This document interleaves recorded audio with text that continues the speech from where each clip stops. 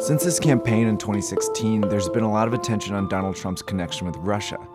Personally, he's made his admiration for Russian President Vladimir Putin quite clear, and some of his administration members have either a long history of ties to the Russian state, pro-Russian views, or both.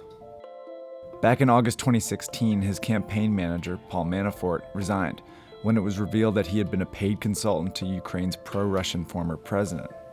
Since then, there have been allegations that the Trump campaign knew about Russia's hack of the election, improper contact with the Russian government, and even blackmail, resulting in several government investigations. In order to understand the scandals surrounding Trump and Russia, it's important to first distinguish the three main storylines.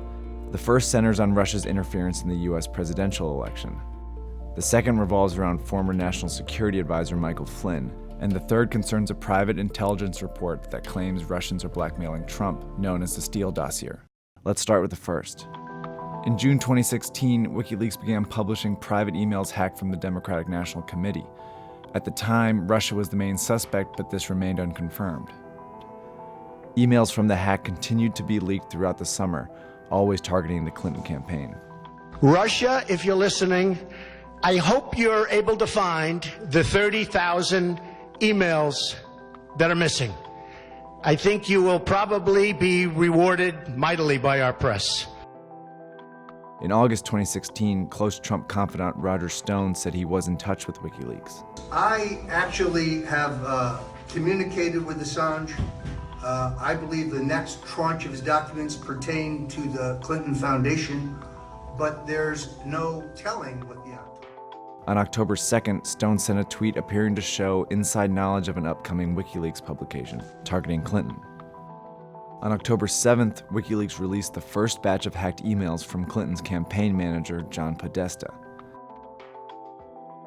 Now, on the same day, a joint statement by Obama's National Security Advisor and the Department of Homeland Security officially declared that the DNC hacks were intended to interfere with the US election, and that they believed that only Russia's senior-most officials could have authorized these activities.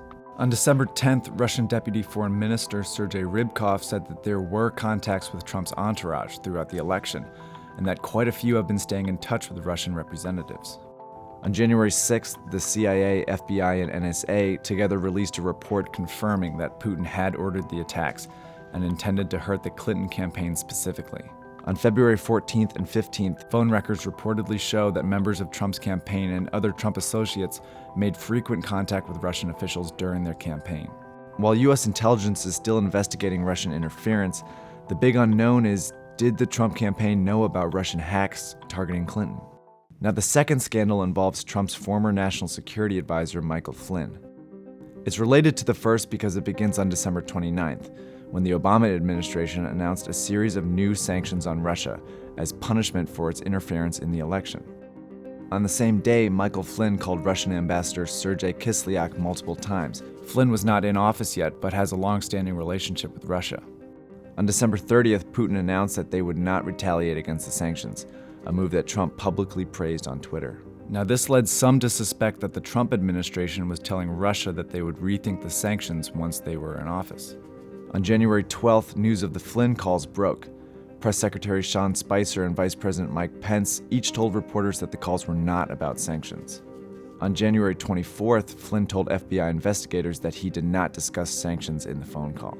Sometime in late January, Acting Attorney General Sally Yates told the White House legal counsel that she believed Flynn was lying to the Trump administration about what he talked about on the phone call with Kislyak, which would make Flynn potentially vulnerable to Russian blackmail.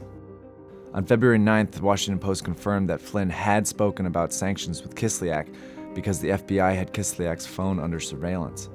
The report said Flynn urged Kislyak to not react to Obama's sanctions because the incoming Trump administration would be reconsidering them. On February 13th, Flynn resigned, saying he had given Pence and others incomplete information about his conversations with Kislyak. On February 16th, the House Intelligence Committee announced that it's including Flynn in its investigation of Russian interference in the US election. So at this point, the big unknown is whether Trump knew Flynn had reached out to Russia to discuss the sanctions.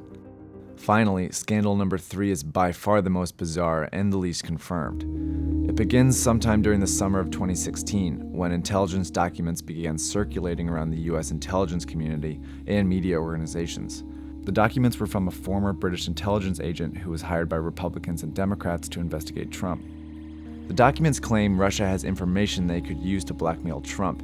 They also allege that Trump and Russia exchanged information during the campaign to hurt Clinton. On January 10th, BuzzFeed published the entire unverified report after CNN reported that Trump and Obama had been briefed on it. On February 10th, CNN reported that investigators had in fact verified a minor part of the report. But now, multiple current and former U.S. law enforcement and intelligence officials tell CNN that intelligence intercepts of foreign nationals confirm that some of the conversations described in the dossier took place between the same individuals on the same days. At this point, investigations into the report continue, and the question of whether Russia could blackmail Trump remains unanswered. These three scandals continue, and there are many unanswered questions. But what is clear is that the uncertainty surrounding Trump and Russia is not going to go away anytime soon.